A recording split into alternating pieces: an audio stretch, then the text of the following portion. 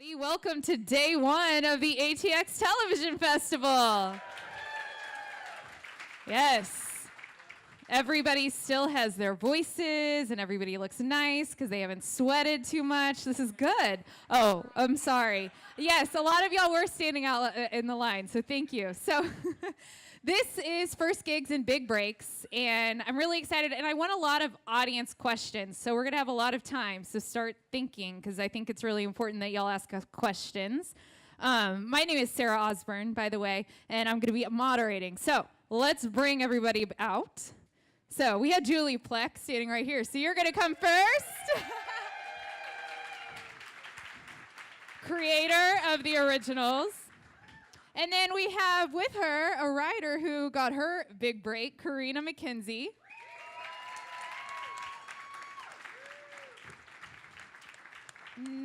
Next up, Graham Yost. Justified, The American, Sneaky Pete, and Dave Andron. Woo!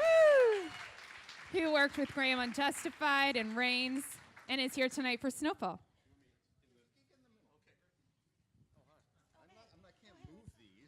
Testing. Hello, everybody.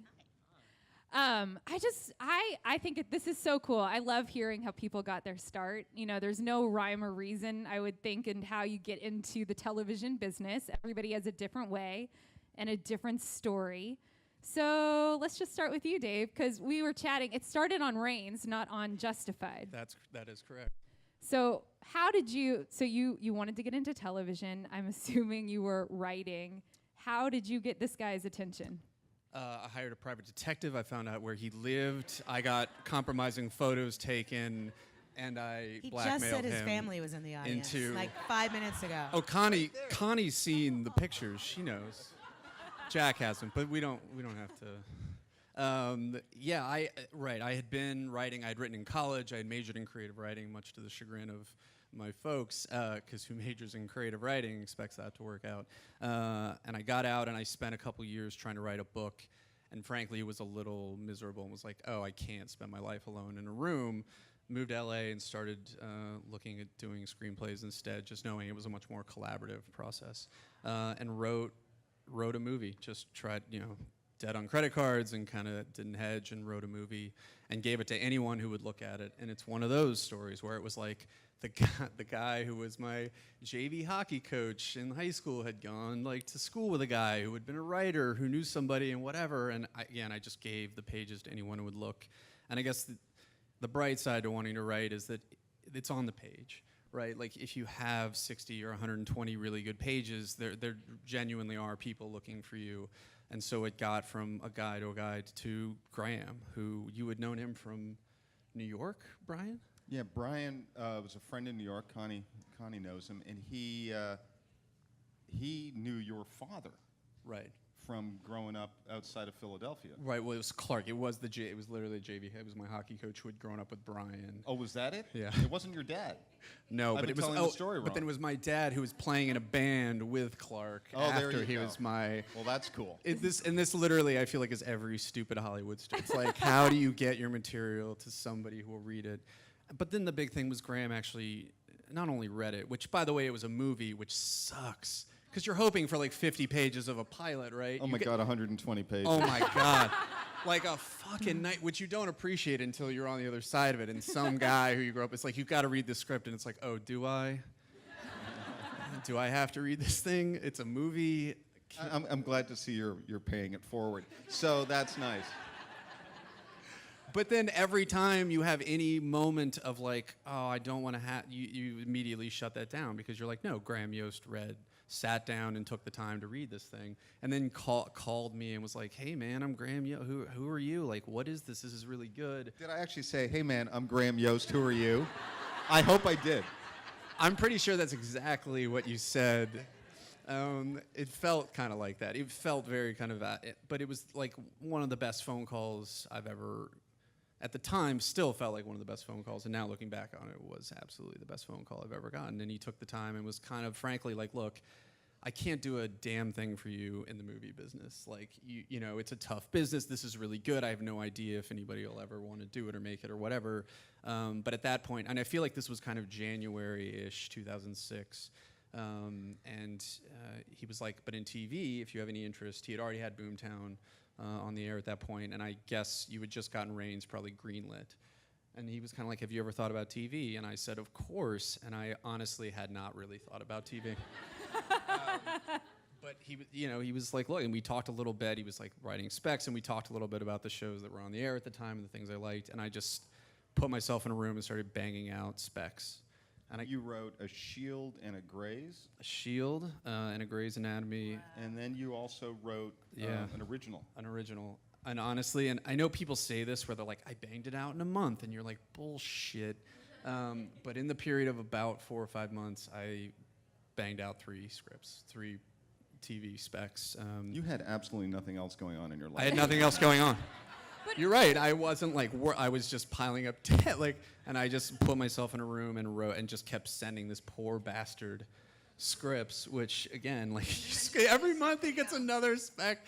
I think by the end he was like, "Look, if you'll stop sending me stuff." But it was right about the time. I think I sent the original right about the time that You Got Reigns picked up, and I had secured a manager by that time. And yeah, he gave me a job. And an agent. I also sent your stuff to CAA. To Sonia, right? Yeah, right at the same time that the manager sent it to. I know. I don't do that anymore. Yeah. No. Yeah, I can't really describe to you how much. Like, you like to kind of believe in your head that it would have happened. Eventually, somebody would have maybe given you a shot and taken the chance. But like, for you to kind of have done that, where I had never been in a writer's room, where I had never kind of worked in it, for him to kind of go out on a limb and give me that job, again, as I get further away from it, I kind of understand what a big deal that was. And unfortunately, now I owe Graham Yost forever. So sweet. Well, I want to talk about you writing the scripts, but I want to talk to Carina, because did you have a hockey coach too that knew a guy that knew a guy? Julie hired a private detective, and she blackmailed me. I wish that my story was like I gave Julie 120 pages of brilliant writing, and then she just like wanted to read everything. But like, I think she just liked my tweets.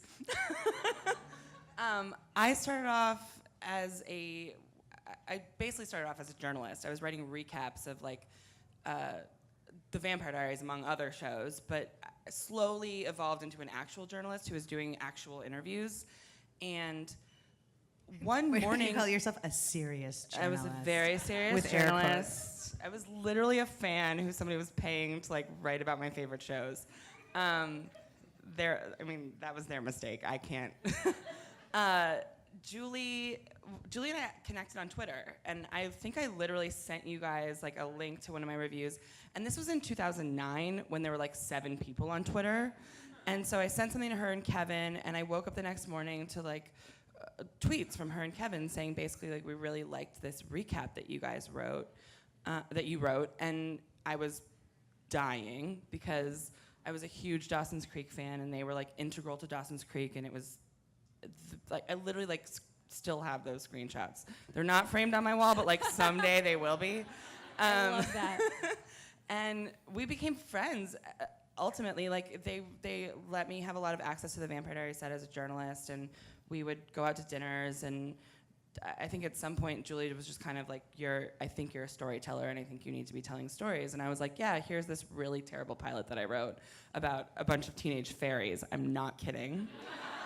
I literally have not gone back and looked at this pilot because I'm so mortified that I put it in Julie and Kevin's hands when it was like garbage, but it exists.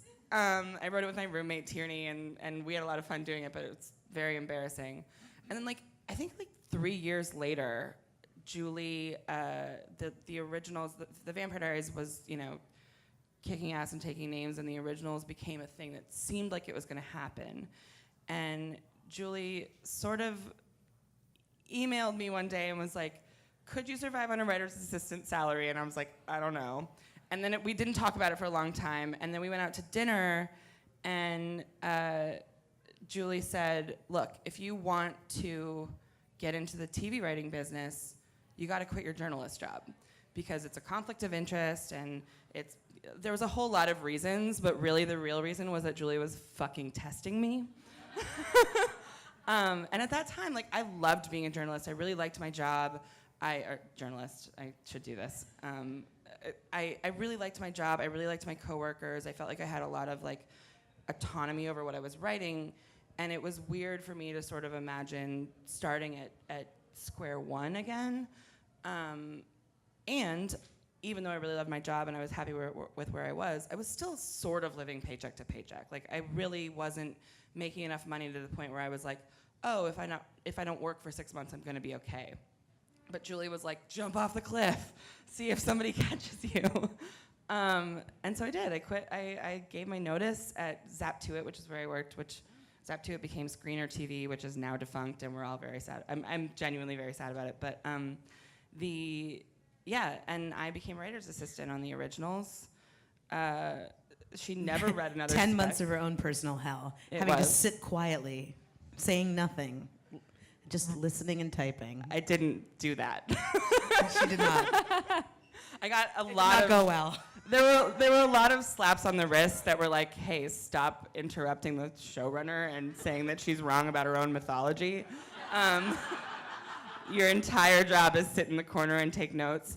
But I ended up, like, as difficult as that year was, it's really hard to sort of sit 3 feet from where you really, really, really want to be quietly.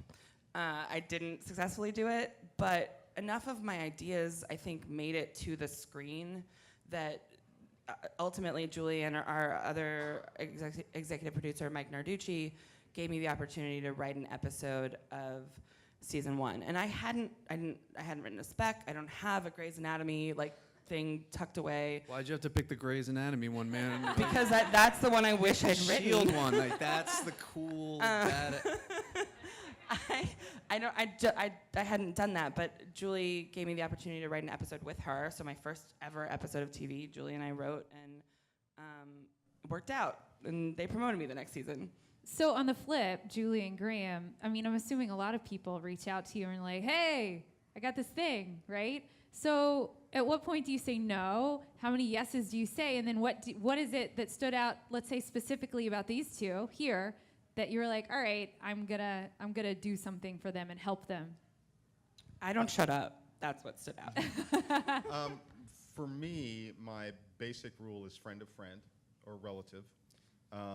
So unless you are related to me or know him or are Canadian.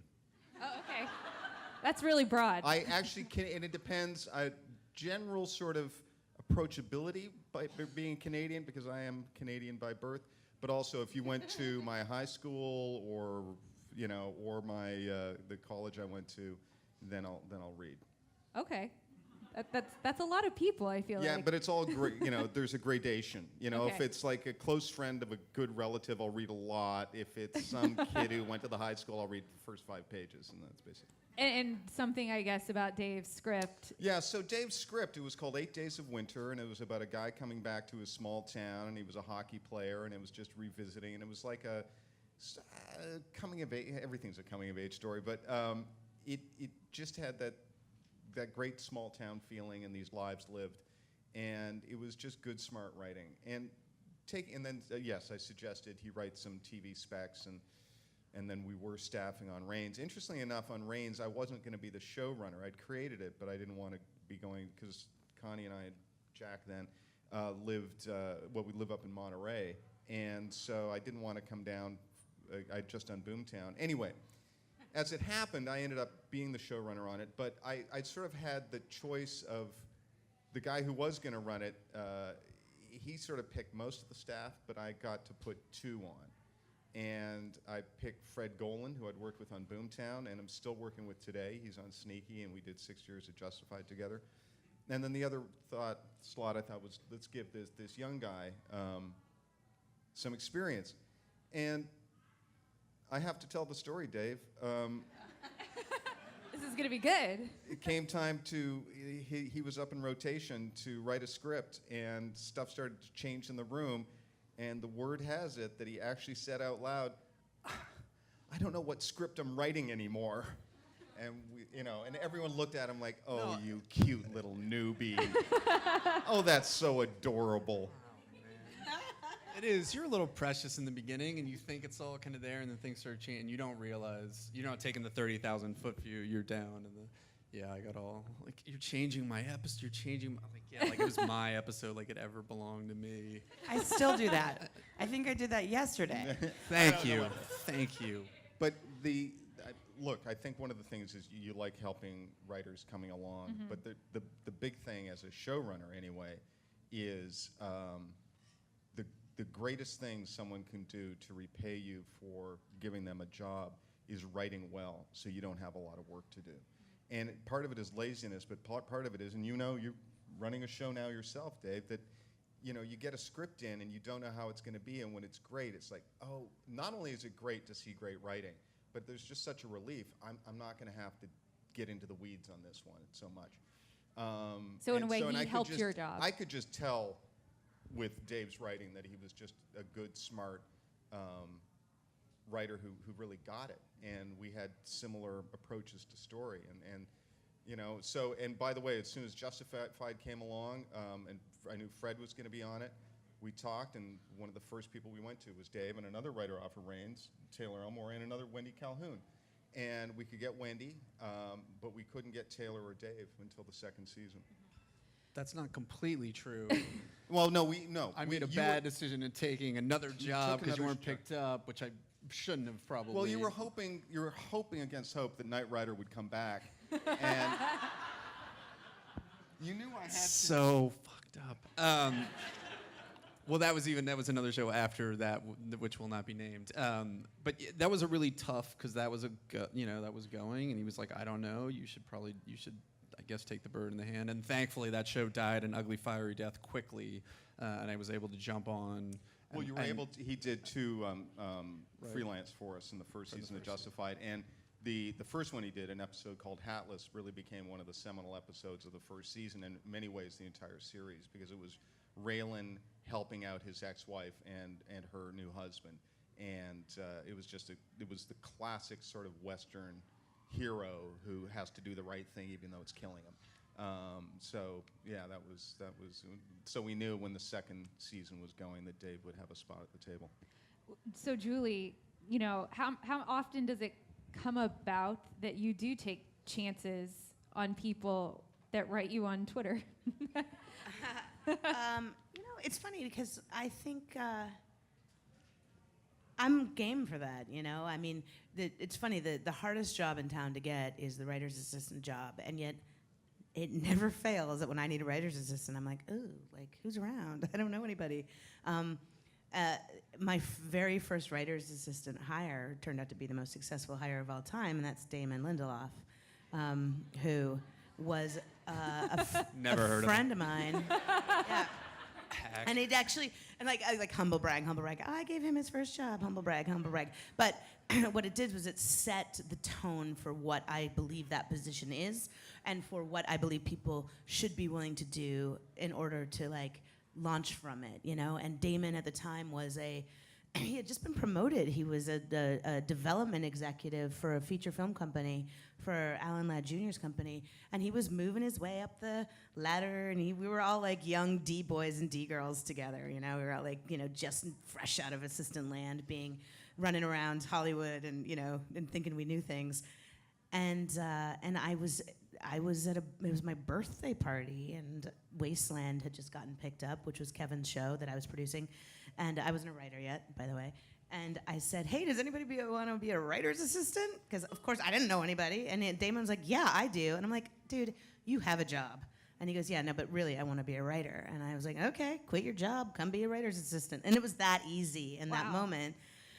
And so part A of the moral of the story is be willing. Go to your birthday parties. Go to my birthday parties. No, me. No, be willing to take a balls out, dive in, risk everything move in your life, because anybody can put 50 pages on a computer, print out 50 pages of writing and say they're a writer, but in order to be a writer, you have to risk everything to say, this is what I'm going to do for a living. We can all write as a hobby, and it's beautiful. And whether it's your journal or your novel or whatever, and that hobby might turn into success down the road. But if you're like, look, I'm ready to get started, you got to get started. So first version of the story is Damon then, of course, impresses the hell out of everybody, and like it becomes a shining star. I'd heard this, the story that he was the assistant, and like the show had hit some kind of snag, and then he just banged out a spec episode and was kind of, is that right? I just heard that. I was listening to that podcast. I was like, somebody said, oh, Damon and John August were talking about you in a podcast, and I was like, oh, I'll listen, and I'm listening to the story. I'm like, I don't remember that part of the story. But what's funny is that show was a terrible experience across the board, and I had to take a week off in the middle of it because I had hit rock bottom. And like I just burnt out hard because my job was very difficult. And I was so frustrated and so on the verge of just leaving the business entirely. So after like advocating, I do remember one moment with Damon where he was talking a lot in the room. And and our co-EP, who was like sort of like the day-to-day person, shut him down in front of the whole group. And I was pissed. I wasn't a writer, so I had this weird power. I was a producer, so I was lower than her, but I wasn't a writer, and I'd hired her, so I was higher than her. And I was like, he can say what he wants to say. I like what he has to say. And like just shut her down and like built him up in that moment. And then and then he like, blossomed into like the writer favorite. And then I took a personal week to like not have a nervous breakdown. And when I came back, Kevin had given him a script. So I think I miss that whole version of the story he told John August, which is when he's like, we're in the shit, we're all gonna get canceled, I'm gonna write a spec and everyone's gonna love it. Like, I think I missed that. Anyway, point is that Damon was willing to make a big change, take a pay cut, give up everything, and dive into something that was unfamiliar to him. And then with Carina, she's right. I was testing her because she had been writing such insightful and vivid and very intelligent coverage of the Vampire Diaries. Like her recaps were not just like, and then Stefan looked hot in a t-shirt. It was more like she there really. There was that too. Yeah. But she got the show and she felt it and she breathed it. And so over 3 years of reading her coverage and then becoming Twitter buddies and then social buddies with her, I could tell she was a voice. You just can tell with some people. And so I said, you can't use your journalism access to call every showrunner and say, can I please have a job? Because if they say no, they're going to be afraid that like suddenly Zap to it's going to become a hate watcher of, there's something so gross about it. And I didn't want to feel like I was currying favor with press by like giving her opportunity. So I said, quit your job. The minute you quit your job, call every showrunner that you know, because you've met a lot, and just put your hat in the ring and be ready for that to fail. And she did. And I remember thinking, as I'm telling her this, I'm like, if she doesn't take my advice, she's so screwed because I'm ready to hire her, and she doesn't know that. I had a job for her that I wasn't going to give to her unless she quit. Uh-huh. You wanted to see if she had the balls to do it. Yeah. That's awesome. So let's talk about, you were writing a film, and then he tells you need to write spec script. Same with you. Like, you had been a writer, but what did you do? Did you like go out and get books? Did you just start watching the TV shows and learning the rhythm? Or like if you went back and read those scripts, are they pretty solid? Probably pretty horrifying. Oh, they were good. They were all right. I'm sure they had moments where it was like, oh, that's a pretty good scene, and like that thing you could see. And Well, what was great is I wasn't watching The Shield or Grays, so to me they were great. Well, and serialized shows, right? It's where you have to pick a moment, and I picked The Shield because I was actually actively watching it going back through the season. So I literally just picked up a moment in this, I think the 4th season, where I had watched till, and I was like, well, I'll just write the next episode of that. Right. From Buffy. Right. There you go. You just pick something you love, and then I wanted to do something that was obviously very different tonally. And frankly, my girlfriend at the time it was right when Grey's Anatomy had just started airing, and everyone was obsessed with it. And I was like, will you watch it with me and like take me through it? And she was like, oh, happy to. And so did that. So it was a cop thing and a medical thing, and something that was light and kind of fun, and something that was dark. And then kind of while shuffling between those, just wrote my own thing. But it was really just going online and reading scripts, just reading. I had read the how-to screenplay books, but there's a lot of material out there on the internet, and if you get a hold of the really good stuff and just read it, you can learn an awful lot about the structure and how it should kind of feel. And it's a little bit of a privilege thing, and so when I pitch it as advice, I actually feel I feel divided about it because it's like, yes, quit your job and take a risk. Well, guess what? Like, we all can't do that. We all can't just like rack up credit card debt for a year. That being said, if you are in a position where you will not die, nor will anyone that is dependent on you die. Like, if you have a child you can still feed, or, you know, parents that you can still care for, and you really want to be a writer, you could spend the next 5 years wanting to be a writer and get nowhere. Or you could spend 1 to 2 years getting coffee for a writer, you know, getting your way into being in the temp pool at a studio, and then working maybe, if you're lucky, 1 or 2 days a week, and then maybe that turns into a job, which then maybe turns into a PA job where you're getting freaking sweet greens every day for a group of overpaid writers, you know, and like the Starbucks run. But he's not here, but Neil Reynolds, who spent 5 years on Vampire Diaries, was a 35-year-old man with a wife who his whole life had wanted to be a TV writer and had gone down another path, and he walked in for a PA interview. And we were like, what the fuck are you doing here, buddy? And he said, I want to be a writer, and this is the way to get in. And he was the best damn PA for 1 solid year. He could have been 22. He was the best PA. He worked his ass off with Why? no Why? ego. What did he do? You just, it's like you, as a PA, you don't screw up the Starbucks order, and you have a smile on your face. Lunch is a massive, And massive lunch is thing. the If that lunch order is screwed up, boy, it's. We're in LA, like everybody is like no gluten, no soy, not like everybody has some different random thing, and like just make sure nobody's allergic reactions go crazy, and like you're good. So we do this thing where we have like, it's not every show does this. We just do it. We have a lottery. It's not a lottery. It's a competition. We call it the lottery, where we let all the PAs and assistants and writers' assistants write scenes to compete for the ability to get half a script at the end of the year. And so then we blind test it and blind rank it, and whoever wins gets it. So Neil won that year, wrote a script, spent the next year, I think, also as a PA. Did we promote? I can't remember. But He went from PA to researcher to staff writer. right. Point being, it's now 4 years later, and I directed an episode a year ago that I was going to co-write with him, and he wrote the first draft, and I read it, and I burst into tears, and I said, it's yours now. It's not mine anymore. Like, I don't need to change a word. This is your script. And I proceeded to spend the next year calling every other writer I know to tell them how good this guy is. And every person I meet in the street, I'm like, you have to hire Neil. He's amazing, and that's how it happens, How much of a learning curve is there? Like, you're taking a chance on someone new, you're taking a chance on someone new, you're new. Like, how much room is there, if any, to mess up those first couple weeks? There's room.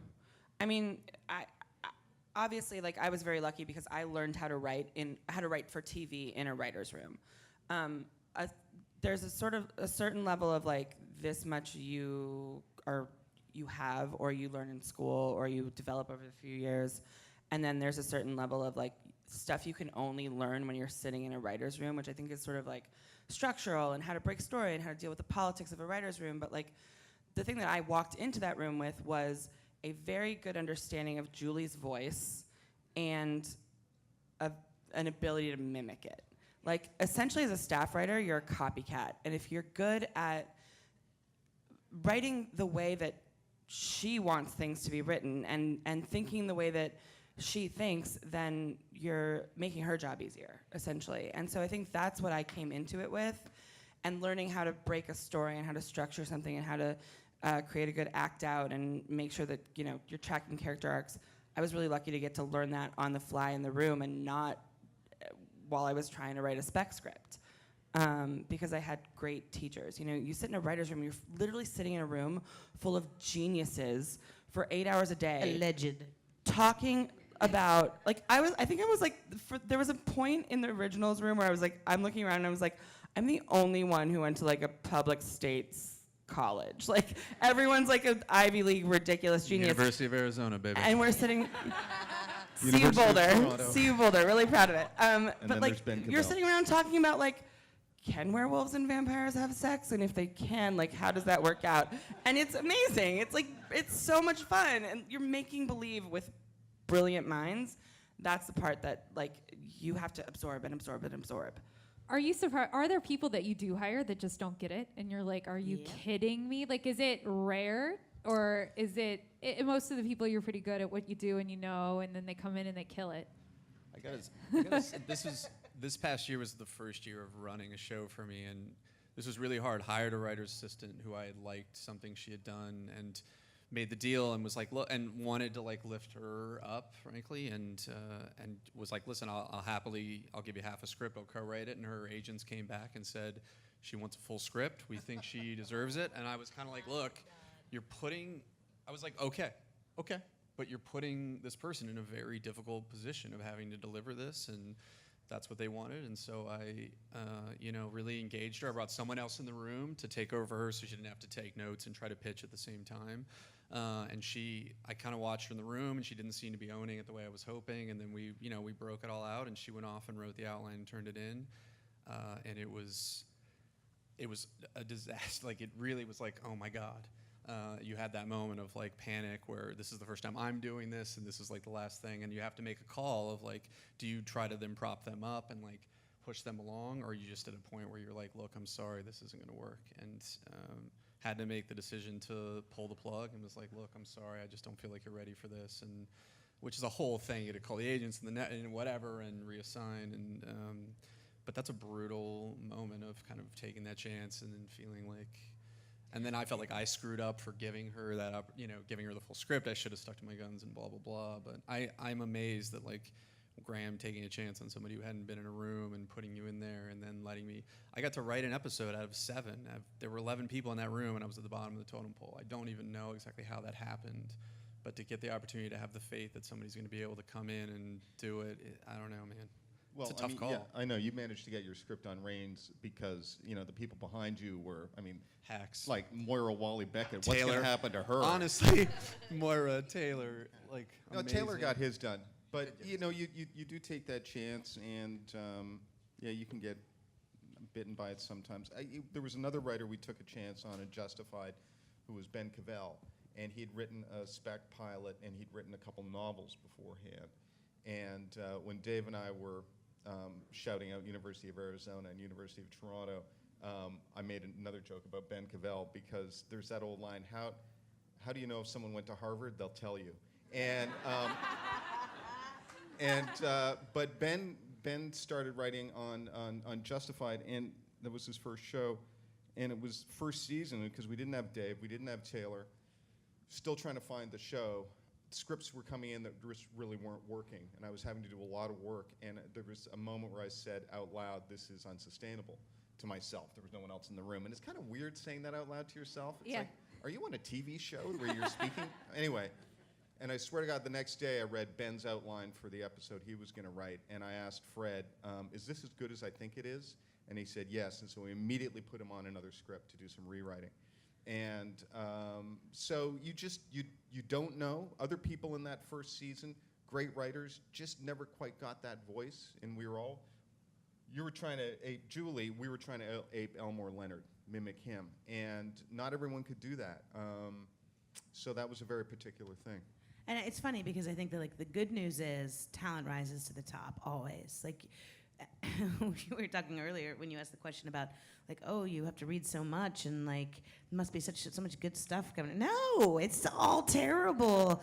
Like when I'm going through staffing season and I'm reading, but not anymore because I make other people do it for me because it's so awful. But like back in the day, hundreds of samples of people who have cut through the clutter to get good representation, and they have good agents sending their stuff to me, and I'm reading it being like, this is so bad. Like, how did this happen? And so for me, in the early stages of searching out for writers, it was like, if I like your script, it is such a goddamn miracle that you're hired, And from that has come really great choices.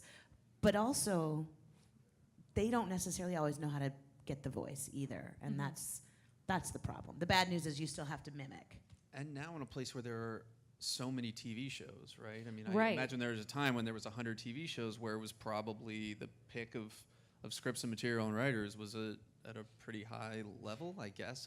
But now it's like with 400 shows, there are a lot of people who need jobs, and I think there are a lot of things maybe coming up the pike that wouldn't have at a certain time. So I want to open it up to questions, but if we just start with you, what is your advice what is your advice to someone who wants to write? Like your go-to advice. They come up to you and they're like, what do I do? If you want to write for TV, I mean, the number one piece of advice that I always give people is you got to find a way to get to LA. Because, and I know that it sounds very privileged, it's not easy to pack up your life and move, but everything that I did because I got in a room with people and attempted to be social and attempted to be a person that they want to have around, and I really don't think you can do it anywhere else. There's a roundabout way to do it always. You can be a playwright in New York, and then somebody reads your play, but like, to me, if you're like, I'm on a fast track and I want to be a TV writer, you've got to get to LA and you've got to get into rooms. And if that means being somebody's assistant, I mean, before I was a journalist, I was a production assistant, a personal assistant, an agent's assistant. Like, I was just doing, and I hate being an assistant, for the record. Like, I hated all of it. But I just wanted to meet people that would put me in the right rooms, and finally I did. And I think that's, like you said, like, there's stacks and stacks and stacks of scripts that are never getting read. The only way to make sure yours gets read is to make sure somebody likes you. And I hate, it sucks that that's the situation, but I really think it is. You gotta get there. Yeah, I would just extrapolating on that and what I said earlier about being willing to take the risk, and again, knowing it's a big ask and not possible for everybody, but it does go to, let's say, over the course of 10 years, you carry a full-time job, you're raising a family, you're doing whatever it is you need to do, and in the small free time you have, you're writing. So do that for 1 year, and write all that you can in 1 year. And then in year 2 and 3 of that 10-year plan, instead of writing, get a second job that is your LA fund. And spend 2 years working to save money so that you can move to LA and start over and make, $400 and $600 a week or whatever, right? And then get to LA and expect that you might not even get a job right away, and expect that you might spend a whole year and at the end of it have blown through all that savings and have to go back home. And that doesn't mean you can't come back and do it again. It's like actors who do pilot season. They come out again and again and again and again. And that's like the horrible worst case scenario, that it never happens for you. But if you have talent, and if you get in the room of, and I don't mean the writer's room, I mean the freaking line at the temp agency on Lancashire room, Oof, that's a brutal, that's brutal a rough one, place. yeah. I got my first Don't go job in there right LA away. as a personal assistant by meeting somebody at a concert. And they were like, hey, my client, like, I was just being chatty, and they were like, my client needs a personal assistant. And I didn't want to be a personal assistant. I didn't want to be anywhere near any actors ever. But that got me in the room, that got me in the room, that got me in the room, that got me in the room, that got me to Julie. Use every connection to a connection. Social media, weirdly, if you develop a persona and a personality that people like on social media. Like, I have buddies on Twitter. I've never met them. I don't know who they are, but they're hilarious. If I was a comedy writer, I'd be like, you, get your ass out here. I need you, That sounds a lot better than pounding out a bunch of scripts. Just get on. But also, always keep writing, always keep writing, always keep writing. Always keep writing. Yeah, I mean, look, all that, yeah, I agree with all that, and I guess I would just add having good material. I mean, one of the other guys when I moved out there who I called, who had been a writer on Dawson's Creek, actually, for a few years. I feel like I shouldn't say because it's about to go another direction. Don't know. And I got in touch with him, and again, he was a family friend, and he was kind of like, hey man, how are you? Great. Like, look, if you're good, you'll be fine. Have a nice day. And that was basically it. And at the time, I was like, It turned out to be true. well, completely true. But I wasn't even looking for like me. I was just looking for like send me something. But it never, like, that invitation never came. He like didn't really want any part of it. It was just like, look, if you're good, you won't need my help. You'll be fine. And at the time, it was fairly harsh. Like, guy. But ultimately, it is kind of the deal, because eventually, if you're there, you will meet somebody who knows somebody, but having the material in hand to kind of be like, here's the deal, and also Graham Yost. I don't know what would have happened. Honestly, it might have taken a long time. Like, I got a manager separately or whatever, but like, somebody's got to take the shot that you can maybe get this done. And then once you're in the room, be all the things that everybody kind of says you're supposed to be. Be humble, be hardworking, just say yes, get in there and grind, like check your ego at the door, and just do whatever you have to do. And remember, it's not about you. You're trying to serve a bigger story, unless it's your show. In which case you're coming right out of the gate with your own show, which is a whole other set of issues. Well, and adding to that, before Graham closes it with the wisdom of all time, buy you some pressure. All this, it sounds so depressing, right? But within the Lakersham thing, I gutted myself with that. Within that, there is still the fantasy that if you write a great piece of material, and by that I mean original material, if you write a pilot that is magnificent and you just happen to send it to the right program or the right contest or there's so many of them, the right anything, and people like it, it will get read. Someone will call you. You will get an agent or a manager. They might get you a job. Like, it can happen that way. It's the lottery version of it, but it's possible because good material always wins out above and beyond everything else. And by the way, original material now is the deal. Like, no specs. People don't write specs anymore. This was 10 years ago or whatever. But so just original material, your own voice. It's a good tip. The wisdom of the ages. Yes. And I spake. No, yeah, everything that they said, but there's two ways to become a good writer. One is you're just struck good. I think Dave was probably a good writer right out of the box. Ben Cavell was too, relatively. There was a guy I worked with, Joe Weisberg, and he ended up creating The Americans, but before that he had written a novel or two. I got paired with him by an agent, and he had an idea, pitched it. It wasn't The Americans, but it was also about spies because Joe had been in the CIA. Yeah, Joe Weisberg. Joe Weisberg, yeah, it's yeah. a great show. I thought I was like Graham. No. Well, it really, I mention it because it really makes me look good, and that's the only reason I mention it. No, but so Joe wrote this script. He sold the pitch to FX. It was called The Station. It was about a CIA station overseas.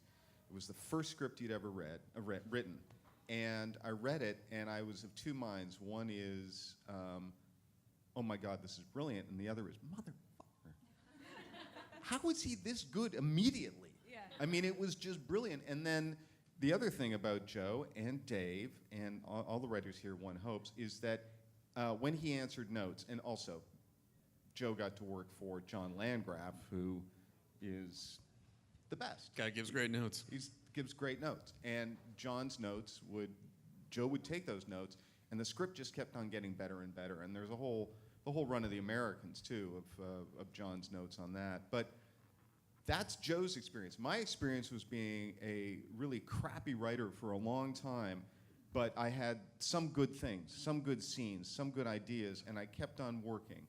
And did all the things, submitted scripts, tried to get into film school, didn't get in, and I just never stopped. And it was just sort of, I don't know what it was just blind perseverance. But there was enough good stuff that I got enough encouragement, but it was really practicing it.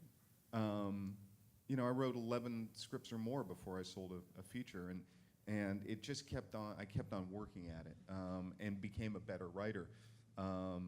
So that can be part of the story, but ultimately it's got to be good. Right. And I was only really joking about gradations of how much I'll read. You only really read the first 10 pages, and if they're not good, you'll look at the last 5, and that's it. Okay. Anyway. That was great advice. Did you have I was something just you going to wanted say, add? it occurred to me that the next part of that advice is like, I wasn't a writer until 10 years ago. I had a whole career and convinced I was everything but a writer for a full decade. I was development executive. I started as an assistant. I was a producer. I thought I couldn't write, and therefore I thought my gift was being a sort of muse slash, helper slash codependent life partner of other writers. And there is no reason if you want to go pursue a dream. I went to Hollywood. I just wanted to work in Hollywood. Like, I didn't know what the fuck I wanted to do. I just wanted to be a part of it, and I was going to do anything and everything I could to be a part of it. It took me 10 years of ups and downs and successes and failures to actually get paid to write something, and only to realize I'd kind of been writing all along, you know? So don't think, oh, I want to be a writer, because people give you advice. If you want to do this, you have to commit to it, and you have to be passionate about it. And that is very true in general, but that also means you should look in every door that can get you there, which could be working on an agency desk for a couple years, or like, you know, again, you know, working on a film set as running crew, whatever. Yeah. So there's lots of ways in. I love it. That's really good advice. All right, I want to open it up to questions, because I'm sure y'all have a lot. So I don't think we have a microphone, right? So I'm just going to point at people. Let's start right here. I'll repeat the question so everybody can hear it. If you don't have like a ton of connections or anybody that really works within the television industry, but you want to get, how do you suggest finding that first like PA or assistant job? Can everybody hear that? Or do I need to repeat? So she was asking, if you don't have any connections at all, how do you find that first PA job? It's a little bit like the lottery story in that I could clinically tell you, okay, Warner Brothers has human resource. Every studio has a human resources department.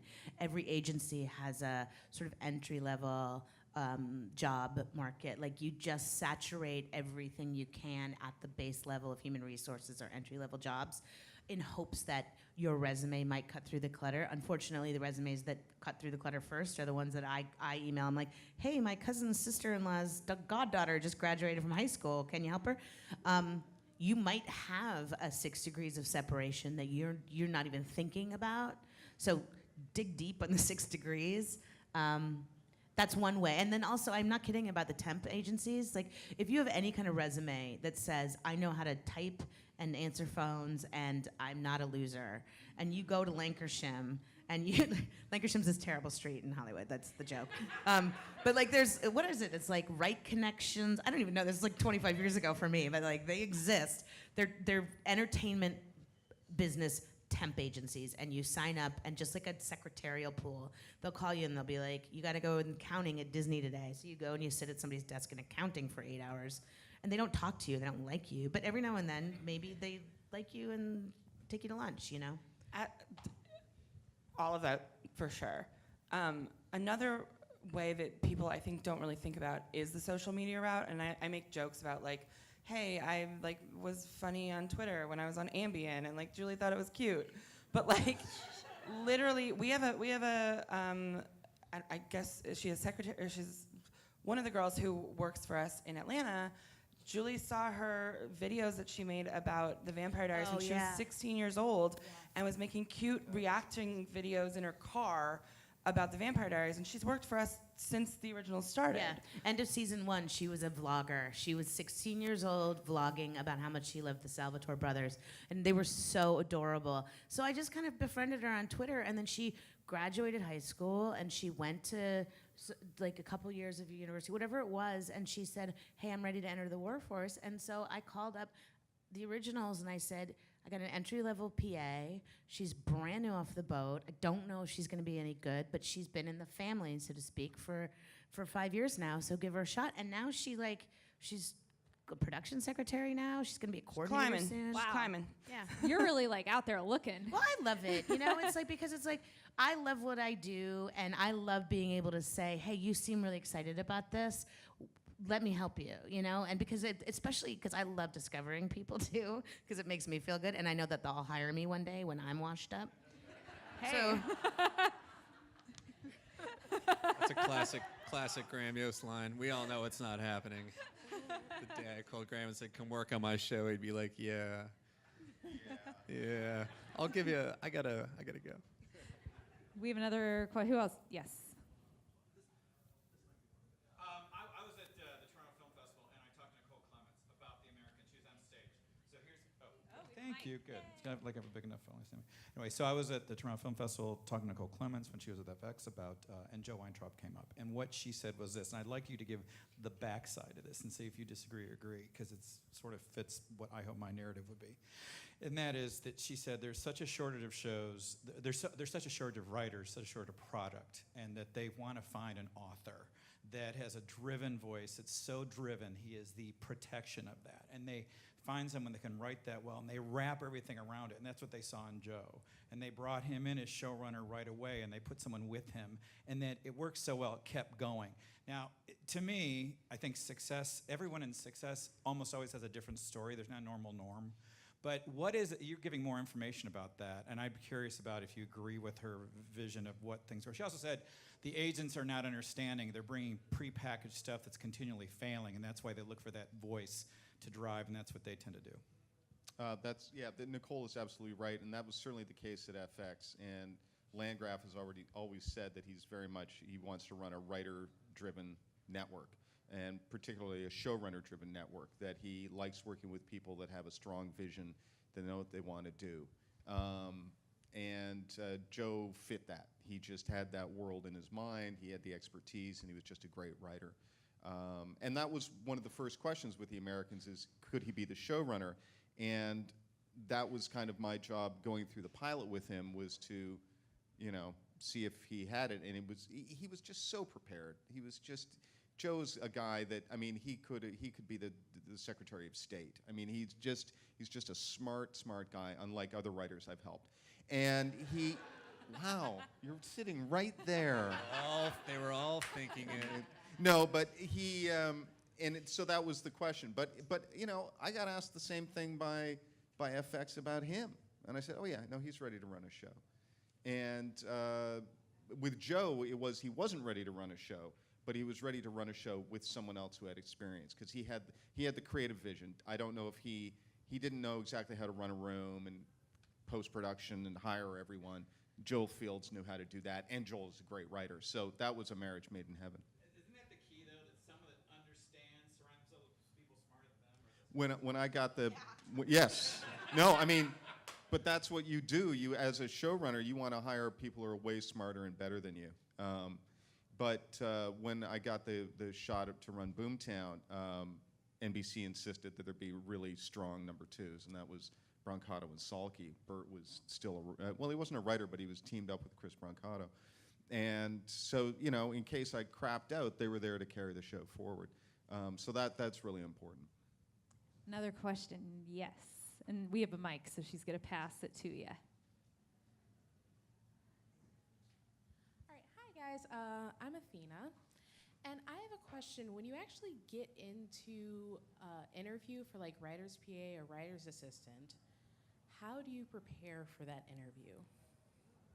Do you want that grande venti? No, I'm kidding.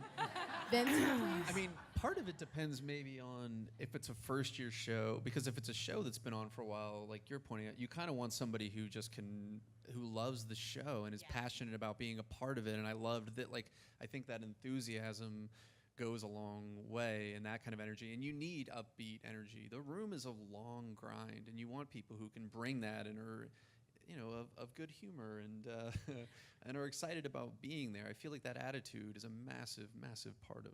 Yeah, I want to believe, and I genuinely want to believe that you are willing to do anything with a positive attitude. We just hired this woman as an executive producer assistant who was recommended to me by a friend, and she has been working for former head of a movie studio and massively important and massively busy executive for years, and was promoted into a development position.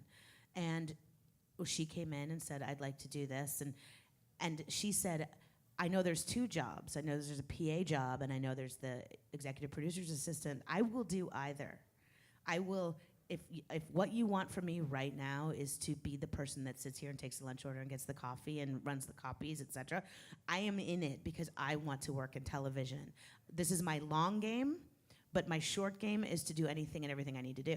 And I was impressed. I wasn't in the room. I heard about it. I was like, dang. I would have been like, I am not going to be a PA. I have been working for the president of Paramount for the last 10 years, But it's that. It's make them understand and believe that because this is your dream, which you expect to achieve years down the road, that you are going to be 150% committed today and for the next year, not secretly being like, when's my turn? When's my shot? You know, just make them believe you.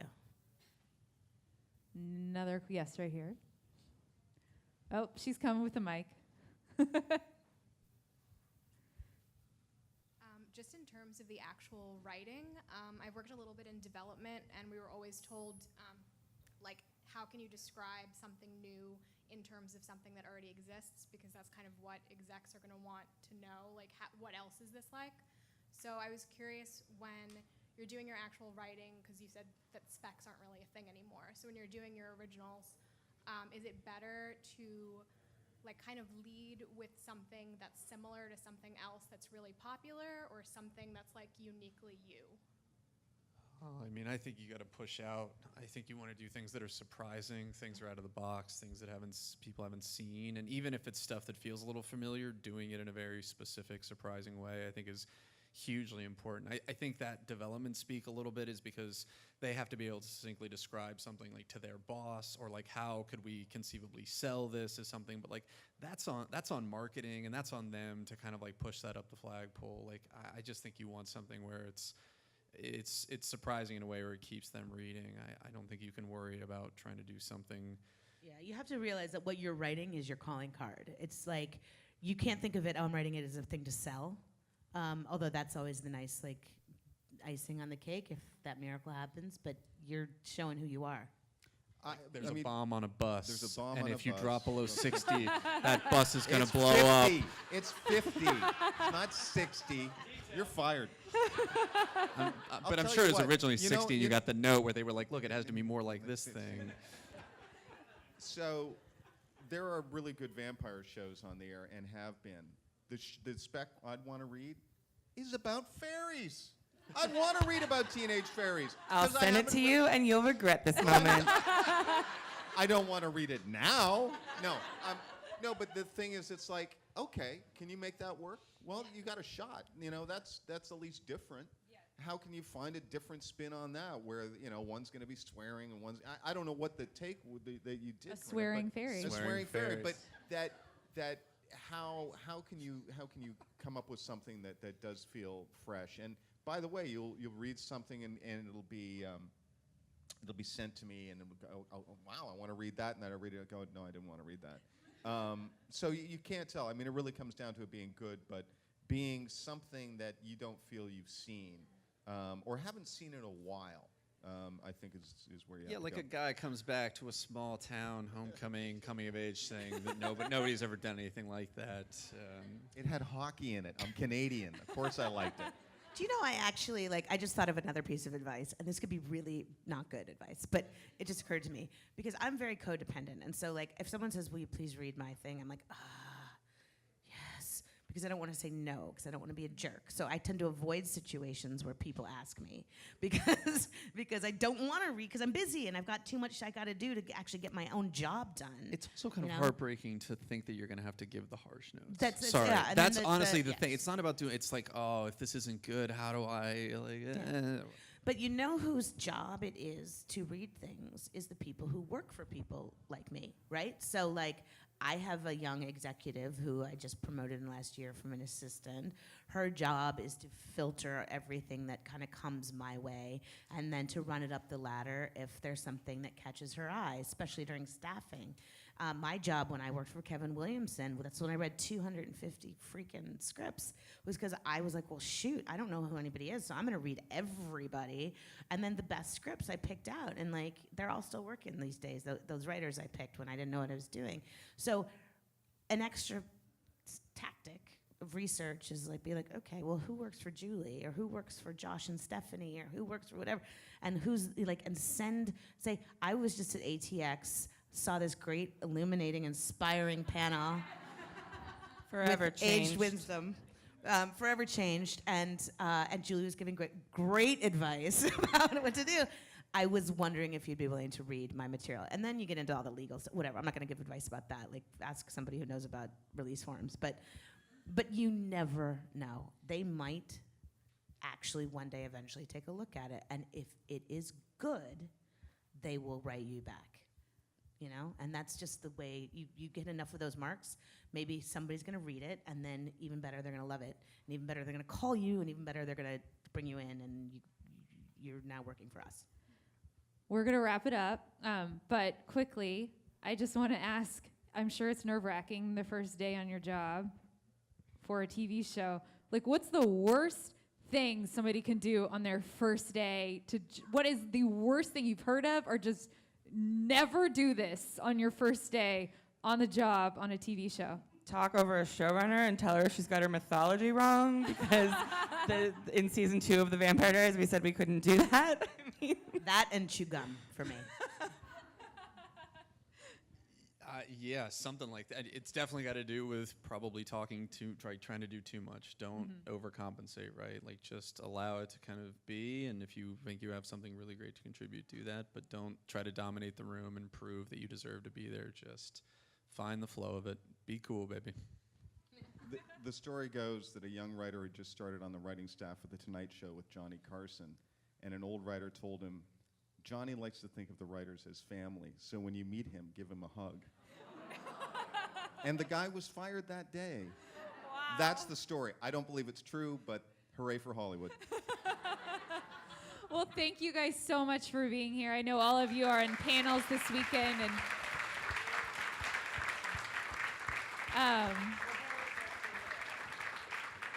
and thank you guys. I hope you're off to see another panel tonight. Snowfall, and Hey, right here, Snowfall tonight. Go check that out, man. You will not regret it. Paramount Theater. It'll seat everybody.